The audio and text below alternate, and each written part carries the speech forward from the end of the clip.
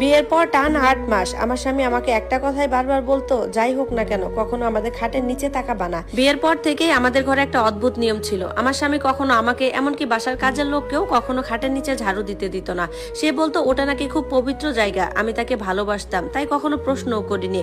সে আমাকে কোনো কিছুর অভাব রাখিনি, দামি গাড়ি, সোনার গয়না, ডিজাইনার ব্যাগ, এমনকি মানুষের আসল চুলের উইগও কিনে দিত, আর যার দাম আমার মায়ের কয়েক মাসের বাসা ভাড়া সমান হতো। আমি মনে করতাম পৃথিবীর সবচেয়ে ভাগ্যবতী মেয়েটা মনে হয় আমি।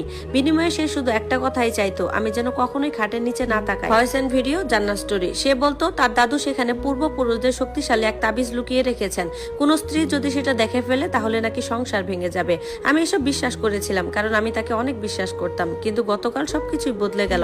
সকালে তৈরি হওয়ার সময় হঠাৎ আমার হীরার দুলটা হাত থেকে পড়ে গেল, গড়িয়ে গড়িয়ে সেটা সোজা খাটের নিচে চলে গেল। আমি কিছুক্ষণ স্থির হয়ে বসে রইলাম। স্বামীর সতর্ক কথাগুলো বারবার মনে পড়ছিল, কিন্তু এত দামি দুল হারানো ভয়ও কম ছিল না। শেষ পর্যন্ত ফোনের ফ্ল্যাশ লাইট জ্বালিয়ে হাঁটু গেড়ে নিচের দিকে তাকালাম।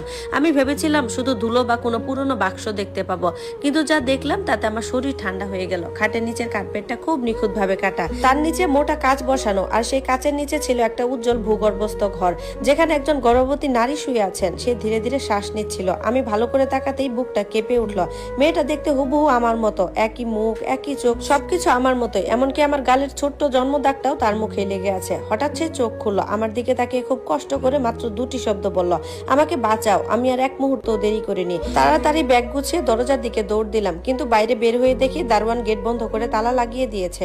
আমার চোখের সামনে সে চাবিটা মুখে দিয়ে গিলে ফেললো, তারপর আমার দিকে তাকিয়ে ভয়ঙ্কর একটা হাসি দিল।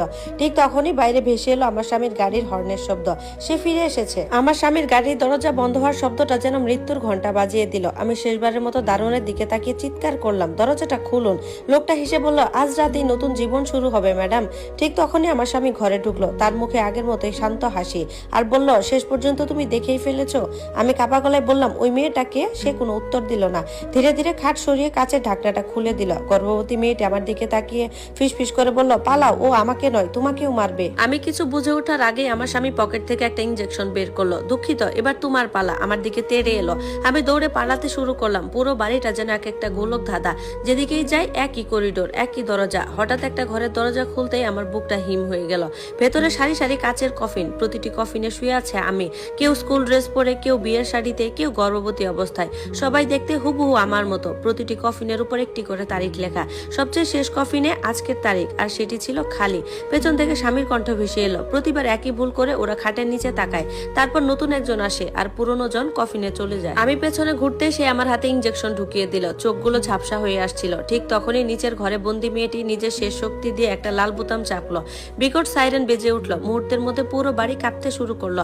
দেয়াল ফেটে আগুন বের হতে লাগলো। আমার স্বামী প্রথমবারের মতো আতঙ্কে চিৎকার করে উঠলো, না, সিস্টেম চালু করো না। বন্দি মেয়েটি মৃদু হেসে বলল, আজ কেউ বাঁচবে না এখানে।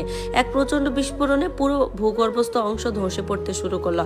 আমি কোনো মতে বাইরে বেরিয়ে এলাম। পেছনে তাকিয়ে দেখলাম পুরো বাড়িটাই মাটির নিচে তলিয়ে যাচ্ছে।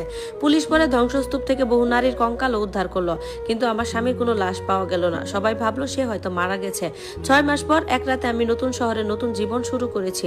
হঠাৎ দরজায় বেল বেজে উঠলো। দরজা খুলতেই দেখি বাইরে কেউ নেই, শুধু একটা ছোট কালো বাক্স পড়ে আছে। ভেতরে আমার হারিয়ে যাওয়া হীরার দুলটা আর একটা চিরকুট। চিরকুটে লেখা আছে, এবার আর খাটের নিচে নয়, পিছনে তাকাও। আমার হাত কাঁপতে লাগলো। ধীরে ধীরে পেছনে ফিরলাম, তারপর পুরো ঘর অন্ধকার হয়ে গেল। ধন্যবাদ সবাইকে। গল্পটি কেমন লাগলো সবাই জানাবেন। এরকম সুন্দর সুন্দর গল্প পেতে চাইলে অবশ্যই সবাই পেজে লাইক কমেন্টস করে পাশেই থাকবেন।